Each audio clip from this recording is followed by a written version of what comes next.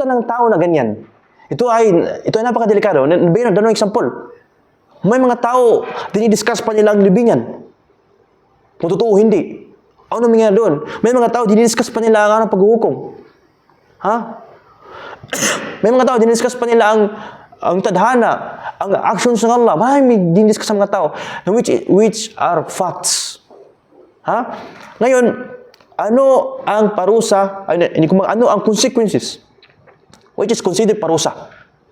Kasi, pamasabog kung yung musiba, pabiyang fusikum. Isang musiba, isang problema, ang magkakaroon ka ng pagkaligaw sa iyong sarili. At ang pagkaligaw sa iyong sarili ay parusa ng iyong pagkaligaw sa naunang panahon.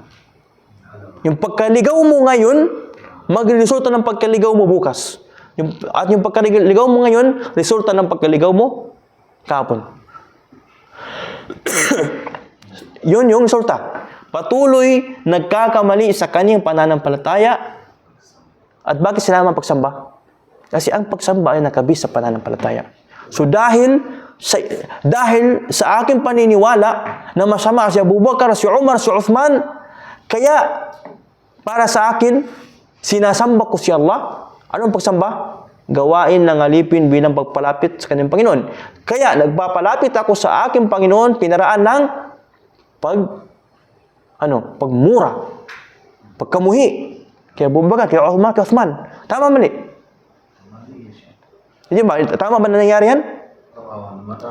So ngayon, di ba, hindi ba ganun yung connection ng pananampalataya sa pagsamba? May mga tao na gusto nila gusto nila tumalon agad after ng pagbigkas ng la ilaha illallah, after ng inamin ng tao sa kanyang puso ng la ilaha illallah, after ng binigkas niya ng walang tanging tagapaglikha maliban sa Allah, o kaya kahit pa nakaroon siya ng maning pananampalataya, hayaan mo na. Sige na, doon na tayo. Yan na pag-usapan natin. Sala, zakana, siyam na. Yan na pag-usapin natin. Doon na tayo sa iba. Doon na tayo sa aktual. Doon na tayo sa praktikal. Okay? Hindi ba maapektado yung gustong pag-usapin? Dahil sa meron siyang mali sa ugat. Ngayon, pag-usapin mo ng sala, mamali siya doon. Zaka, mamali siya doon. Siyam, mamali siya doon. Hajj, mamali siya doon. Lahat ituturo mo sa kanya na ibada, magkakaroon siya ng mali doon. Bakit? Dahil sa yung una may problema. Ngayon, dumadami yung kanyang mali. Ha? Ngayon, dumadami ang mali ng tao sa kanyang pagsamba. Nakagawa siya ng bid'a, o kaya kulang ang kanyang pagsamba. Kulang ang kanyang pagsamba, o kaya mali ang kanyang pagsamba. Bid'a, ibig sabihin, may karagdagan. Kulang, mali. Nangyari sa kanya, alam mo, anong gagawin ng mga tao? Kapag yung mga tao sa paligid nila, mayroon ng mali-mali sa ibada, hindi ba batay sa ibada? Alam mo gawin ng mga tao? Sabihin nila, pikitan na natin ng mata. Bakit sila naghihikayat na huwag na lang pag-usapan yung mga maling ibada? Bakit? Kasi from the beginning, yun yung ginawa nila sa pananampalataya. Yan niyo. Bakit nagre-resulta na nagalit ang mga tao kapag itama mo ang kanyang sala, itama mo ang kanyang pag-ayuno, itama mo ang kanyang pananalita, itama mo ang kanyang magawain? Bakit sila nagalit? Na huwag mo niyang tamain.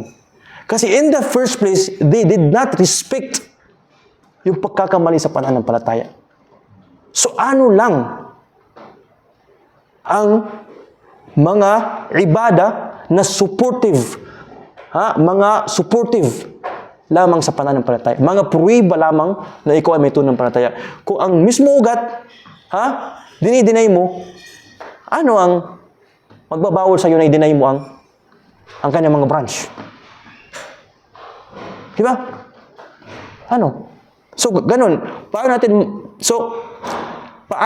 natin ma-preserve ang relihiyon ng pure, ng nag-iisang doktrina kung ganyan ang mga pamaraan na in-introduce nyo? Simple lang introduce nila. Ang introduce nila, huwag na pag-usapan. Huwag na itama. Ibig sabihin huwag itama, ibig sabihin huwag mo na ipilit. Kasi sabihin nila, hindi naman, pili naman sabihin. Huwag na ipilit, hayaan mo na.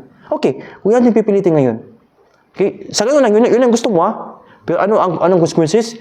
Bagsak ang relihiyon. Sabi mo, hindi, may solusyon na. Anong solusyon? Anong solusyon ba ma-prevent mo? Kasi kung tignan mo yung ginagawa mo ngayon, kung tignan mo yung sinasabi mo ngayon, walang pagkakaiba yan sa mga Kristiyano, sa mga Hudyo, sa mga ibang relihiyon na pinagwatak-watak nila ang kanilang relihiyon. Tama, hindi? Di ba? Paano nagresulta na nasira ang mga ibang relihiyon? Paano resulta?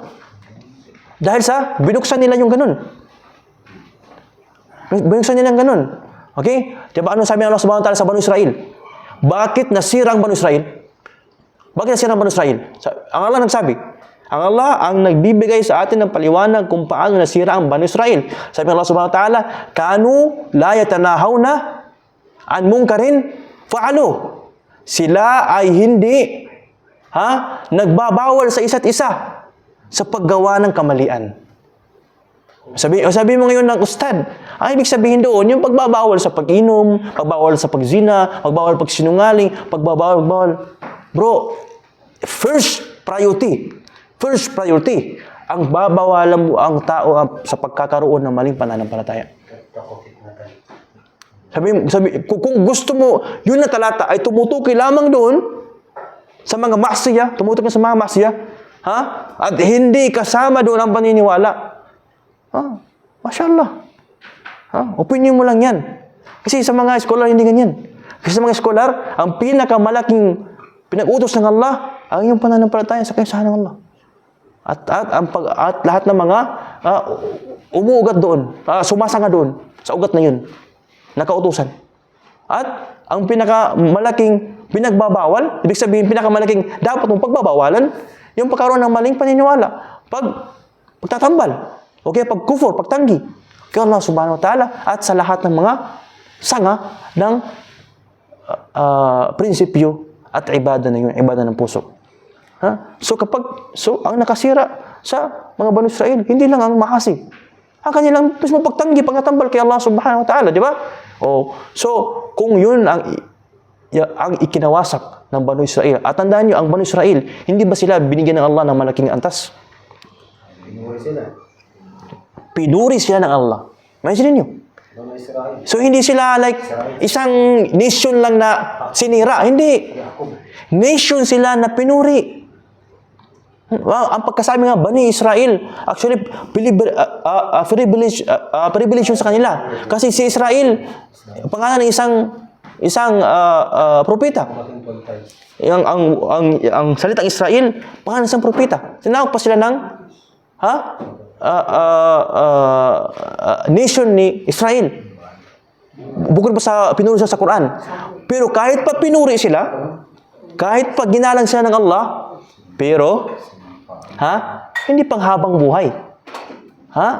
Bagkus yun ay may kondisyon ang papuring Allah at meron din sanhi kung paano makukuha ang parusa, at ang sanhi ng parusa ay nagawa nila, which is ang kanu la yatanahun al munkarin fa'alu. So kung yun din ang gagawin ni Banu Muhammad, kahit pa ang gumawa nun ay apo ng propeta Muhammad sallallahu alaihi wasallam, magiging immune ba siya?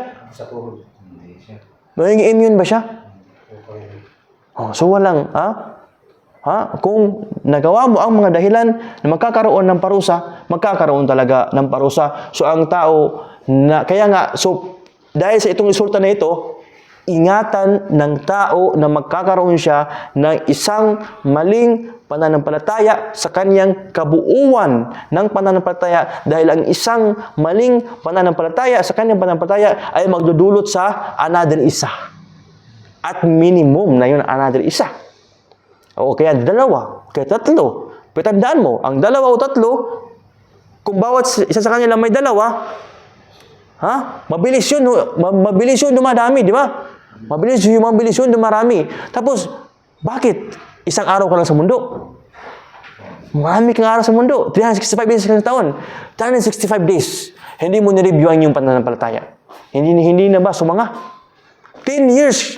Hanggang ngayon hindi mo pa binigyan ng panahon ang iyong pananampalataya. Hindi na ba yung sumanga? Alis, mashallah, ang iyong pananampalataya na hindi ka nag-aaral ay mas matibay pa sa pananampalataya na nag-aaral. Okay, mas matibay pa sa pananampalataya ni Umar bin Khattab radhiyallahu anhu, na siya mismo kinakablit niya ang sahabi na binanggit ng Prophet Sallam sa kanya kung ang listahan ng mga munafikin, kinabit pa niya yung sahabi. Sa panahon na patay na ang Prophet Sallam, sa panahon na nagsabi ng Prophet Sallam na paraiso ka na, kinabit pa niya, ang pangalan ko, kasama ba dyan sa mga listahan ng munafikin? So ang tao na yun, na lumilipas ng panahon, hindi niya binigyan ng pansin ang pag-aaral ng todo sa kanyang pananampalataya, sa pagdibig ng pananampalataya, siya ba ay mas mainam pa kay Umar radiyallahu anhu? At sa mga sahaba. Okay? So, ngayon, natapos na natin ang pang-apat. So, kung meron kayong katanungan, pili tayo, sumagot. So, pili niyo po.